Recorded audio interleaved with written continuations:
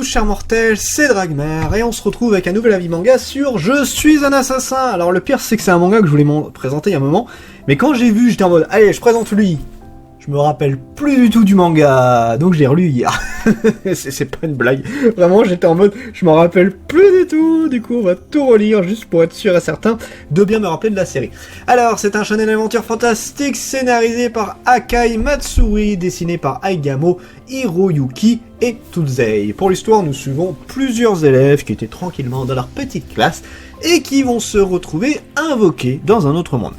Scénario extrêmement classique, avec chacun qui va se retrouver avec une classe, avec plusieurs statistiques, ce genre de truc là. On a la classe ultime, le héros, ça c'est le truc qu'on a à chaque fois, qui est celui qui est le leader, qui a toute la puissance, tout ça.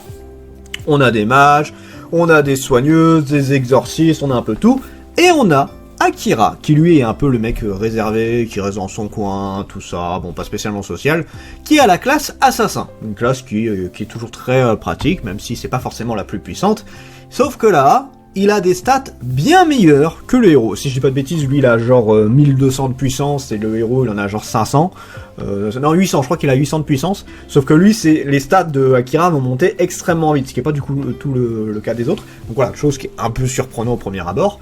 Donc le roi et la princesse vont s'occuper de ces jeunes gens en les faisant s'entraîner, sauf Akira qui lui va dire non, moi je vais rester dans mon coin, je vais faire mon petit bonhomme de chemin, et on va voir qu'il se passe beaucoup de choses bizarres, notamment pourquoi tous ces jeunes gens ont été invoqués dans ce monde. Voilà, ça c'est le speech.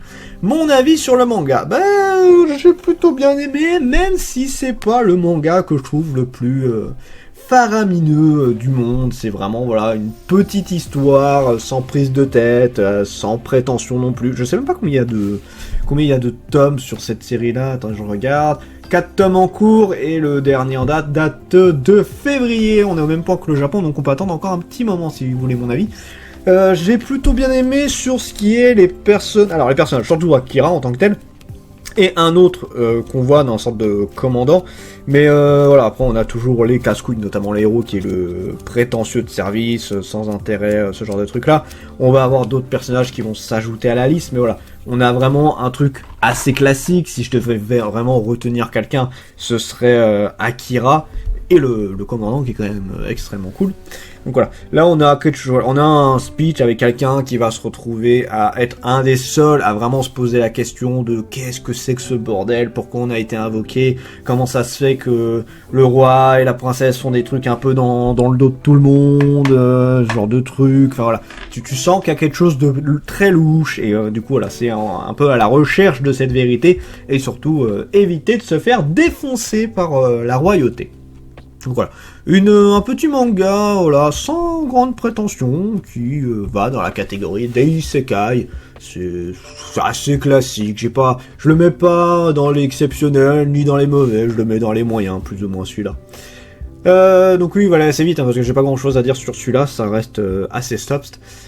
Potentiel du manga pour l'histoire, rien de faramineux, je le redis, c'est un isekai extrêmement classique, avec quelqu'un qui est totalement overpété. Alors, il est pas invincible, il est beaucoup plus fort, c'est tout. Il a pas mal de pouvoirs, il y a plein de caractéristiques, ce genre de truc-là, mais voilà, c'est pas le mec invincible non plus.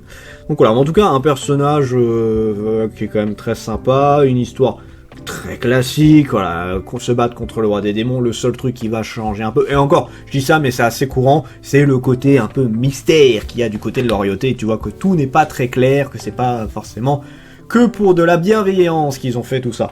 Donc voilà, les personnages, alors j'en note 3 que j'ai beaucoup aimé, qu'on peut noter. C'est Akira qui reste celui qui est le plus intéressant, ça reste le héros, c'est normal. Le commandant qui est très sympa, avec un personnage que j'ai énormément aimé, et une jeune elfe qui va l'accompagner un peu plus tard.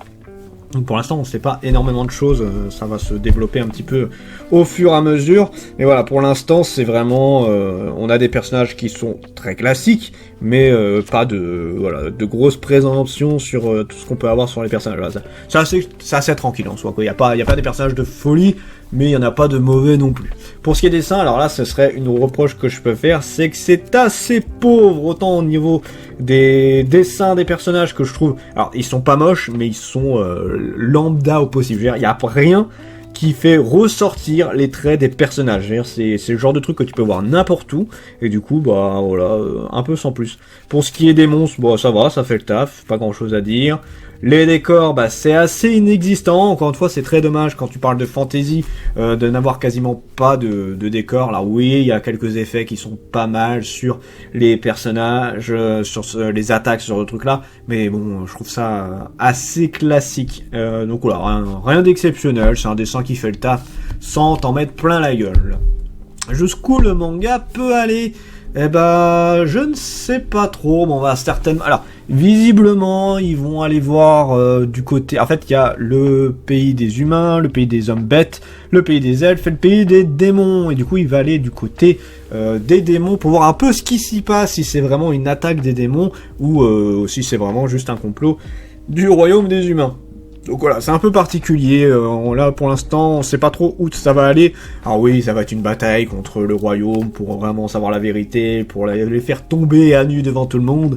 Mais voilà, je m'attends pas à un truc de fou, hein. Tu t'attends à des combats. C'est vrai que là tu sais juste pas s'il va vraiment se battre contre le roi des démons, ou à l'inverse s'il va être de son côté. Voilà, c'est le truc qu'on peut se poser comme question, mais voilà.